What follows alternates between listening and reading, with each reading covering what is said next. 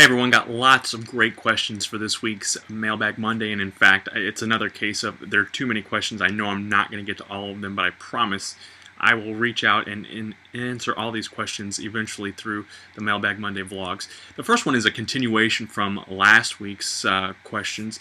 I had several viewers here in Southern Illinois ask me about Uncle Briggs and Cactus Pete. Both were characters. They hosted children's television shows on WSIL TV back in the 50s, 60s, 70s, and into part of the 80s. And I know Cactus Pete, there were several different men who played the character of Cactus Pete, and I'm going to provide a link here at the bottom of this video. You can click on that and go back and see some of those classic Cactus Pete moments.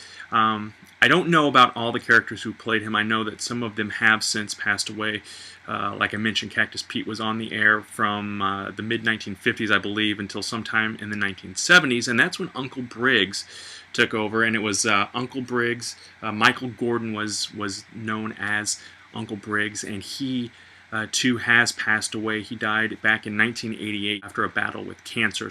Next question comes from Greg, who asks, Wizard of Oz style, I have to choose between a brain, a heart, and courage, and I can only choose one. Which one do I choose? This is a great question, and I want to say I'd go with courage, because I think of all of those three things, that's probably the thing I lack the most of right now. So,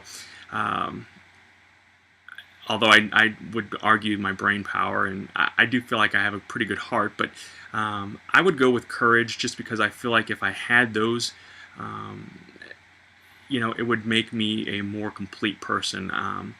And, who doesn't like the cowardly lion anyway? So I know that's kind of a cheesy answer, but I would go with courage on that one. Let's see. Aaron wants to know, what is the worst wrestling tattoo I've ever seen? And I wasn't sure if he meant wrestler or wrestling fan, which wrestling fans have come up with some really unique creations. I found, I haven't seen these in person, but I saw these online. A lot of guys have gotten championship belts tattooed on their midsection. So that's hardcore wrestling fan right there. I know some have had different wrestlers forever etched onto their bodies. Again, that is true super fandom.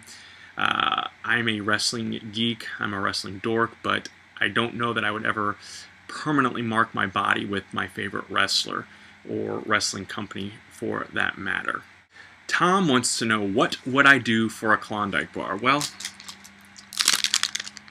I can tell you what I did for this Klondike bar, and I'll preface this with, I don't dislike Klondike bars. They're not my favorite. I prefer the ones that have the chocolate ice cream in the center as well. I'm a big chocolate ice cream fan. But I used to eat a lot of Klondike bars as a kid.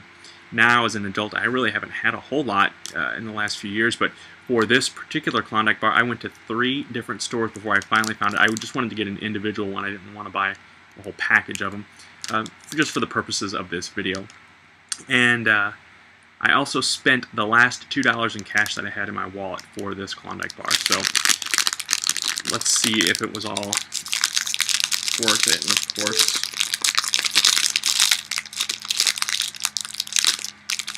well, let's just do this with my teeth, I guess. My orthodontist, I hope, isn't watching this.